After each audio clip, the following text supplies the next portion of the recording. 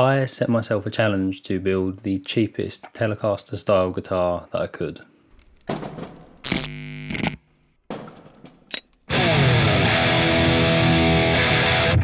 A little bit of a different video today. I thought rather than doing something that's related to pedals, I thought I'd do a video about building a project guitar. It's been something I've been wanting to do for a while, regardless of filming it for a video, but I thought why not turn it into a bit of a challenge and see if I could build the cheapest Telecaster style guitar that I could. And this comes with the added challenge of me being left-handed. Obviously if I was right-handed I could go onto eBay or to Facebook Marketplace and pick up cheap Telecaster parts and bodies and necks all day long for next to nothing. But being left-handed, that does throw a bit of a spanner in the works, specifically when it comes to finding the body. The other kind of rule that I had in place was that I wanted to buy everything second-hand within reason, because there were obviously going to be some bits and pieces that I really just could not find second-hand. I put an ad out on Facebook on some of the guitar gear groups here in the UK, asking if anyone had any left-handed Telecaster bodies or anything like that. Didn't care about the condition, didn't care about what they were made from, the finish or anything, just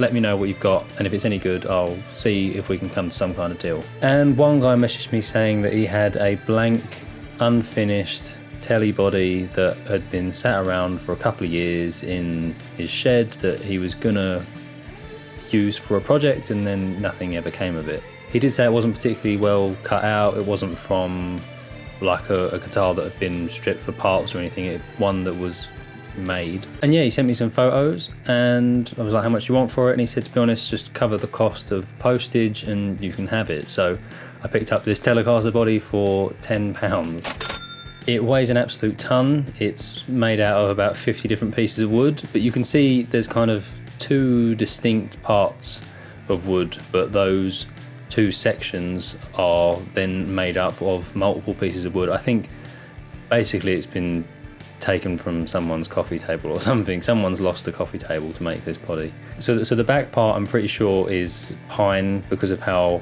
kind of open grain and how light it looks. The top part I'm not really sure. It looks very dense. Initially I thought it might have been like a light oak, but I don't think it is. It just looks like it's from, like I said, someone's coffee table. It very much looks like a piece of wood you pull from a bit of furniture, just because of how the joins in the pieces of wood are. Included in that £10 that I paid for the body, the guy also found a pick guard that he was going to use and a couple of bridges. I quite like the idea of having individual saddles for the strings rather than the traditional 3 saddle ones, because with teles I've always found that they have intonation problems, especially on the high strings. There are holes drilled in the body for where the strings would go through, like right the way through to the back, but there's no string ferrules. The holes are pretty blown out as they are. I don't really trust myself to like widen the holes to put the ferrules in. So I think what I'm going to do is just ignore those holes completely. The neck I purchased on eBay for 30 quid and it said it was used, but it turned up and it looks basically brand new. So it might have just been a case that someone bought it new, didn't use it and then sold it as used. I mean, it looks in perfect condition. It doesn't look like it's ever been attached to anything.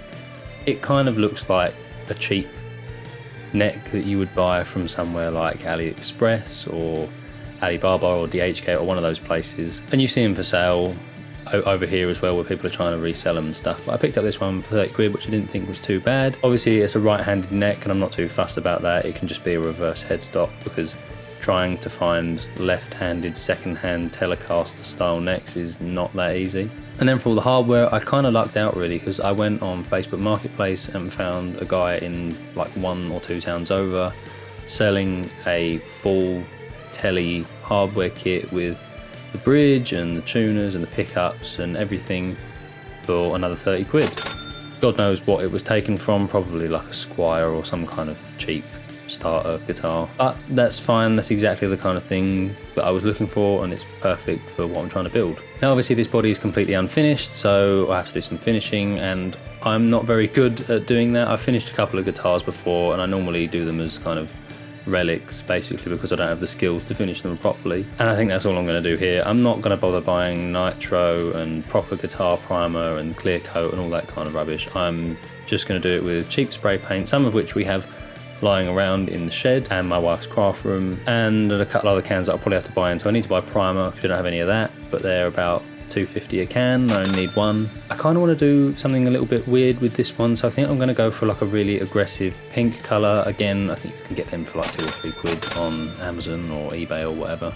Yeah, I'm definitely feeling a lighter, brighter, more aggressive colour for this one. Most of my other guitars are quite subdued and quite calm. I've got like a light blue and a dark green and stuff, but nothing really out there. And then I've also got some weird pearlized spray paint that I think is pretty transparent, but it kind of shines like under the light. You kind of get that kind of petrol-y metallic kind of thing. So I think I might use that as a finisher, hopefully, because I think that might maybe slightly dull whatever colour that I use. It just kind of finishes it off and gives it a nice shine. But then, like I said, I'm going to sand it back and probably bellic it and take bits out because I haven't got the right equipment or the skills to do it correctly, so I'm just going to wing it and see what happens. So yeah, if you want to say worst case, this whole thing has come in at about 80 quid, then that's about it. So 80 quid and a couple of days of my time. I think it's going to be an interesting one. Let's see how it goes.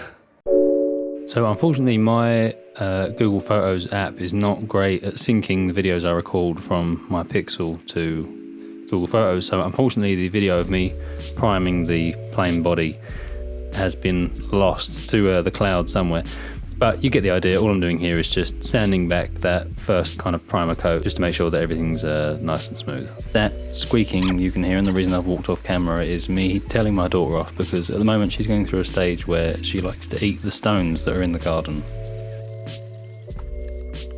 You get the idea with this. I've sped this up even more because you don't need to watch hours and hours of me sanding. So here is my makeshift spray booth. Luckily I had a printer delivered a few weeks ago and kept hold of the very heavy duty box. So this is basically the box from the printer with a coat hanger kind of put through a hole in the neck pocket that I drilled, which is then attached to a piece of 2x2 that I'm using to spin it around. I knew this was never going to be perfect because I can't get it high enough off the ground to be able to get to the bottom properly, and also like the top touches the top when I'm trying to spray it, so you can't really get the right angle. But that was fine for what I was trying to do, just trying to keep everything, you know, pretty low budget, and you know, because it's being relics, it doesn't really matter. Here's the headstock. Again, unfortunately, the video of me carving the headstock out did not upload, so this is basically what it ended up looking like. I promise you didn't miss very much. It was just 20 minutes of me badly cutting out the headstock with a cheap hacksaw that I have. Here's the first couple of coats of the pearlized paint. I wanted to try it and give this a go before I bought any of the pink stuff, really because I wanted to see what it came out like. I wasn't sure how much colour was in these, and it turns out not really a lot. Here I've just got some wet and dry sandpaper. I'm just making sure everything's nice and flat again, because I realised after the first couple of coats of the pearlized paint that it wasn't really going to be good enough to use on its own, and that I needed a base colour. And again, I'll speed this up even more because you don't need to watch hours and hours of me just continually sanding with finer sandpaper. This is the pink that I landed on. It's, as you can see, neon pink, the most aggressive you can find on Amazon, or at least what I could find at the time. It's so clean. As you can see, it's almost blowing out the camera because it's so bright. I did wonder if I'd made a mistake once I'd done this. Oh, and unfortunately, you're not going to be able to see the second coat being done because that happened. So this is what it looked like after the second coat, and good God, it's really pink. So I'm just giving it a third and final coat. As you can see, it's really kind of glossy, candy kind of finish, which might be fine for some people, but it's not really what I wanted. And this is now going over it with the pearlized paint. So some of the pink, some of the violet, some of the white and the silver. It did need quite a few coats in the end. I think probably overall, even with all the other coats and stuff I did, I think I ended up doing about 10 different coats. Obviously I'm not going to show all of them because, you know, you get the idea. And this is just after all the pink and all the pearlized paint has gone on. I'm just sanding it back, and this is me really kind of finishing it off and just getting it where I wanted, where it kind of looks rough and ready and not anything particularly perfect, because even though on some of those shots it might have looked like the finish was looking really good. You can kind of see here under the light that because the body's not great anyway, the grain's so open, there's scratches and random holes and stuff in it anyway. I thought I'd just lean into that because trying to make it look perfect would be a bit of a mug's game, to be honest. And you can see there on the corners and stuff, you can see more of that neon pink colour coming through, but on the face of the body it's staying fairly light, almost like a shell kind of pink. And then again on the corners you can see actual wood coming through, and also some of the primer as well, so it gives that nice kind of relict old look. This is the beginning of the assembly. I was just getting everything ready, and you'll see there were quite a few problems that I'm about to encounter. One was that the tele plate that I had didn't fit the pick guard, but luckily I happened to have a spare one laying around. The neck is a really tight fit, and I actually ended up having to carve some of this out because it's just such a ridiculously tight fit. The neck was a bit of a nightmare, so you can see here I'm marking out the holes to drill for the neck plate. Unfortunately, and another reason why I guess this neck was so cheap, was that I didn't realise the holes that were already drilled in the back of the neck weren't centered. So even after doing all this and getting everything ready, and at the point where I was going to go and set everything up, the neck actually started pulling away from the body, so I had to dismantle everything again and use a combination of toothpicks and nail glue to kind of plug the holes and then re-drill them once they dried. Here I am just marking out the holes for the pick guard, just to make sure that I was putting the holes in the right place. And I didn't have a drill bit small enough, so what I did was just use a countersink attachment just to kind of dent into the top of the wood, and then I just drove the screws in when I actually put the pick guard on. Lining up the bridge, I did not factor in that obviously I'm using a right-handed bridge here, so the pickup faces a slightly different way to what you'd normally expect. I did run into quite a few issues while trying to do this, namely that the hole that was drilled to allow the pickup wires to get through to the control plate was not drilled wide enough. And then this is also me realising that the cavity that was drilled for the control plate also was not drilled deep enough. Super annoying, and something that I had not accounted for, and I wish I had figured it out before I had painted the entire body. Basically it wasn't deep enough for the switch to fit in. So I thought I'd just try and do the bits that I could, so I marked out the holes for the bridge and got those drilled. This is the next day, and like I mentioned at the beginning of the video, I don't really have the right tools to do any of this, so I don't have any real chisels or router bits that can do this job, which is why I wanted to buy the body, as ready as it could have been. But to deepen the control cavity, I basically just took a large drill bit and drilled multiple holes just to kind of loosen up the wood, and then instead of using a chisel, the closest thing I've got is a flathead screwdriver, which I am now hammering in to the control cavity just to try and carve out a little bit of that wood just so that the switch can fit in. And this is the big mistake that I made. So like I said earlier, I hadn't accounted for the fact that the pickup cavity had actually been drilled for a proper left-handed bridge, obviously because it's a left-handed tele, but finding second-hand left-handed tele bridges is not easy. So what I did was attempt to take kind of like a round saw drill bit and dig out some of the pickup cavity, but unfortunately it caught on the top and took this huge chunk out of the surface of the body. Most of it does get covered up by the pick guard, and I figured I'm not going to bother even trying to cover it up. People often talk about relics not being genuine wear, and this is genuine wear from a mistake that I made, so I figured why not just leave it in. So I've just about managed to carve out just enough that the switch can sit and the tele plate can sit flush against the body. You can see right on the bottom of the body there where the makeshift spray booth didn't allow me to get to the bottom of the body, but I figured it's quite a nice way of subtly showing exactly what this body is made from, and a nice little reminder that it is literally made from a cheap piece of coffee table. Just putting the strap locks on, I second guessed myself here, so I had to go and check one of my other guitars to make sure I was putting it in roughly the right place. Machine heads, so yeah, these are the cheap machine heads that came with the hardware kit. They're really not that great, but they lined up perfectly with the holes that were already drilled in the neck here, so I figured I'd use them. Maybe at some point in the future, if this becomes a serious player in the arsenal of guitars that I've got, then maybe I'll change them to some better ones. shout out to Tony Pepper's Rocket sockets. These have been an absolutely crazy addition to everything that I've been doing in terms of building lately. They're really great plastic sockets that allow you to tighten things down on pedals without scratching the surface of the enclosure. Loosening the nut, because obviously as it comes it's right-handed, so I needed to take it out, sand it back a bit and flip it round so that it worked being strung left-handed. And this is unfortunately a mistake that you are about to witness. I bought a new bottle of lemon oil to oil the fretboard, and on the old one that I've had for years, because I haven't really used it that much, there was a little dabber built into the opening of the bottle that allowed you to just turn it upside down and kind of dab it onto the fretboard and then rub it in. Obviously, you'll see here, this is me opening the new bottle for the first time, not even thinking to look at the bottle, and obviously there's nothing there to stop it. So you're about to watch me dump half a bottle of lemon oil all over the neck and my workbench.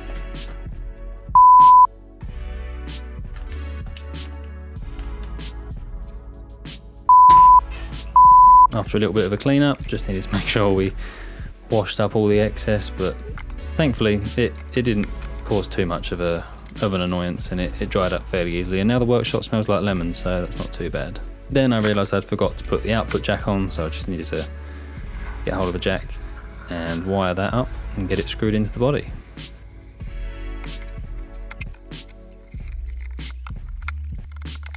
And the final thing that I needed to do was just put a set of strings on, give it a while for everything to settle, and then give it a good setup. So obviously this journey wasn't without its mishaps, but we're finally there, and I think we should now see what it sounds like.